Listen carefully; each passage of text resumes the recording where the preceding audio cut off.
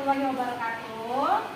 Waalaikumsalam warahmatullahi wabarakatuh. Oke, teman-teman semua, memaparkan mengenai modul yang saya pelajari di 1.4, yaitu mengenai budaya positif di kelas.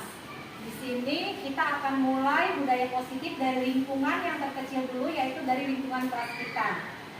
Dengan budaya positif yang akan kita bentuk, maka kita harapkan akan ada perilaku-perilaku positif dari anak-anak didik kita. Ya, langkah-langkahnya yang pertama untuk membentuk budaya positif yaitu kita harus menciptakan lingkungan positif dulu di kelas kita. Kemudian yang kedua yaitu kita jenis keyakinan kelas atau peraturan kelas. Yang mana keyakinan kelas atau peraturan kelas itu kita buat atas kesepakatan antara siswa dan juga guru bidang studi. Ya, jadi dengan harapan dengan adanya keyakinan kelas itu, maka anak-anak kita akan melakukan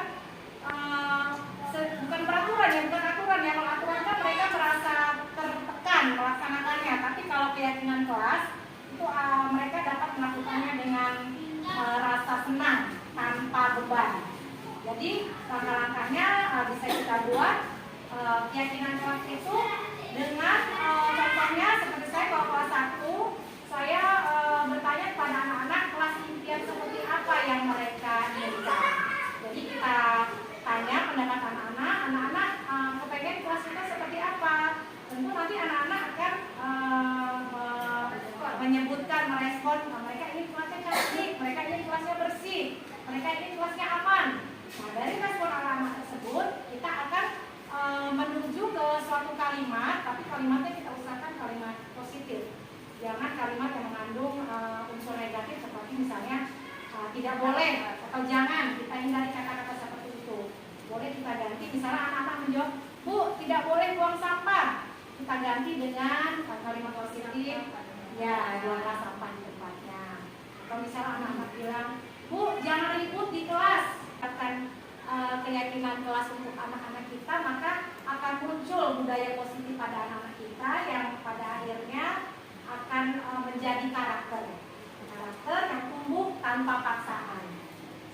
Selanjutnya adalah datang tepat waktu mengucapkan salam. Kemudian yang kedua adalah menjalankannya karena mereka membacanya mungkin setiap hari. Jadi seperti yang kesepakatan kelas ini tentang sikap tertib ya. Kemudian yang di sebelah sini adalah kesepakatan kelas. Oke, ibu-ibu semua, dari pemaparan singkat yang telah saya paparkan tadi, adakah Oke, Bu Ita, silakan. Tadi sudah disampaikan bahwa dalam membuat peraturan tersebut diperlukan kesepakatan dengan siswa. Nah, jika terjadi pelanggaran atas kesepakatan tadi, kira-kira masih dilakukan hukuman atau bagaimana? Terima kasih Bu Yusnita atas pertanyaannya. Dalam modul 1.4 yang saya pelajari ini bahwa kesepakatan kelas yang kita buat ini merupakan kesepakatan bersama. Berarti itu artinya kita sudah mensepakatinya. Diharapkan kita tidak memberikan hukuman lagi. Berikan contoh, misalnya dia melanggar membuang sampah, misalnya Bu Ita ya, melanggar membuang sampah, maka saya akan memanggil salah satu temannya yang mungkin laci mejanya bersih. Nah, saya akan bertanya kepada temannya itu, bagaimana laci mejanya? Nanti temannya menjawab, laci mejanya bersih. Kemudian, apa yang kamu rasakan dengan laci meja kamu yang bersih, dengan tempat duduk kamu yang bersih? Itu temannya akan menjelaskan nyaman, dia belajar dengan lebih lebih nyaman, lebih fokus. Nah, dari jawaban temannya tadi, maka saya akan bertanya balik kepada anak yang tadi melanggar tadi. Bagaimana dengan keadaan yang kamu rasakan sekarang dengan lingkungan mejamu yang kotor tadi? Apakah kamu merasa nyaman? Tentu dia akan menjawab, mungkin dia akan merasa terganggu, mungkin ada nyamuk yang menggigit dia.